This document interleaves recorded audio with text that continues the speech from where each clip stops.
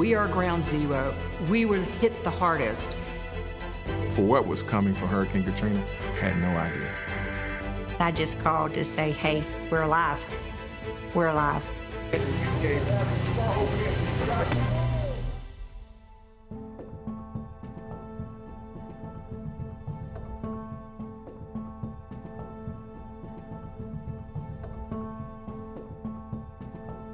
When and if it does become a tropical storm, the name will be Katrina. Watching what's going to be happening with Katrina, the prognosis, not so good for us now. It was beautiful weather here, and we just thought, oh, it'll be fine, it'll be fine. We all kind of thought, well, nothing happened with the other two storms, so really, is this gonna really hit us? And it kept shifting. At the last minute is when I think the actual landfall was more Mississippi than we thought. And if this storm stays on this track with the forecasted intensity, let's just say it's not going to be good. I urge all citizens to put their own safety and the safety of their families first by moving to safe ground. We've never left for a hurricane. And I've been here on the coast since 1980. So this is home. This is home to me. My husband opened the first Taco Sombrero on Pass Road in Gulfport. Having worked for the city and then owning a business, we just always stayed. I grew up in Bay St. Louis, and I left here and I came back here to raise my twin daughters. I wanted them to have what I had, to feel the love of their grandparents and to grow up with their cousins, and I was able to achieve that goal. And then Katrina hit. Our original house was built in 1926 by my husband's grandfather. We moved in '87 and raised our family here and loved it, loved being on the beach, loved the water. I covered hurricanes before I became a reporter as a photographer editor. You took time to really try to get the best information out to the public to save lives. Our measure had always been Hurricane Camille in '69. Nothing could be worse than Hurricane Camille, so we based every decision and every amount of preparation a lot on what we learned from Camille. But again, that's '69, and here we are in 2005, and we've got this growing monster out there. If it survived Camille, I thought certainly it would survive Katrina because Katrina didn't seem as bad as Camille, but it was. That morning, my husband woke up and he said, we got to get out of here, and went to the capital city to ride out the storm, never thinking that after the storm was over, that my family home would be completely washed away. We ordered windows, got our generators ready, got waters, extra food, just prepared for, what yet was coming since we were staying. You had the rainfall, you had gusts, and then we'd come inside, watch a little news, see what was expected, what was coming, and just wait. And I'm there reporting, and this huge arc of electricity is right behind me.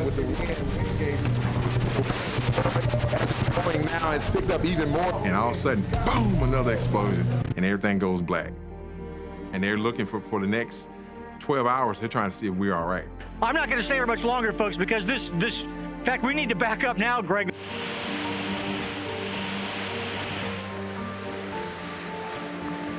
We were 70 miles inland, and winds were over 100 miles an hour constant. When we topped the levee from the north side coming towards the beach, it was utter devastation. You hear helicopters, you hear chainsaws, you hear gas lines, and people trying to find their loved ones. That's the oak tree, how we recognized our home, because when we walked down the beach, there were no landmarks. It was hard to tell what was what. We had trees over our way out, so we had to stay at the end on the hill for a day or so. So we were trapped there. My wife and 2 kids, they were hunkered down near William Carey. I was able to get a call to them telling them I wouldn't be home for a night or two. I grabbed my phone and I ran outside, and because you couldn't get service. But I ran out to the garage and opened up the garage door, and I just started dialing, and I called my sister. And it was relief, a big sigh of relief that, I could make a phone call. And through the tears, I just said, I don't have but a second. We're okay. We're alive. We were the only service working. We prepared like it was going to be the worst storm we've ever seen, and it actually was. We universally never lost service in some of the hardest hit areas. We assembled close to 20 tile crews. Their mission was, as soon as the storm passed, go in and get those generators up and operational. By that weekend, we had almost 100% of that network down the Mississippi Gulf Coast restored. We had gotten to the point there was no fuel at all. We had to get very creative, putting 5 gallons of diesel in one location, putting 10 in another. I slept a few nights in cell sites, mainly because I was too far away to drive and I was exhausted. They were outpacing any directive that I could provide. And as a leader, that's really what you want to see. Overnight, we went from the normal course of business of operating a wireless company to being a command center to care for our customers and our team and our community. All of our efforts were really to enable not only customers but first responders to be able to do their jobs. And we ended up giving out thousands of phones. I walk into the fire department there in Biloxi and say, hey guys, do y'all need phones? They go, what do you mean? I said, well, that's what I mean. Do y'all need phones to talk? He goes, well, nothing's working. I said, well, we are, Cellular South is working. They go, you're kidding. I literally had people getting out of the vehicle, hey man, are you a Cellular South? And I go, yeah. I said, he goes, man, your phone saved my life. Well, the heroes are the ones that went down there on the days afterwards and just kept feeding people and kept handing out phones. As a volunteer, being able to set up those tents and with the charging station and seeing the smiles on people's faces was touching. We have a long history going back to Franklin Telephone Company, Delta Telephone Company, to make the communities better in which we serve. And so we knew that this was our time. We were going to have to do this. One of the things that we said during that time is spare no effort. Our culture didn't come out of Katrina. Katrina revealed our culture. It was just a glimpse of true greatness of what I know our company is at its best.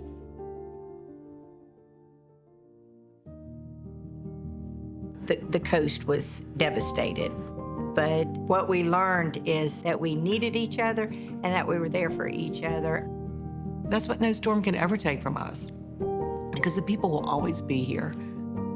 But we always want to remember what Katrina did for us as a community. We saw the worst of Mother Nature, but the best of humanity.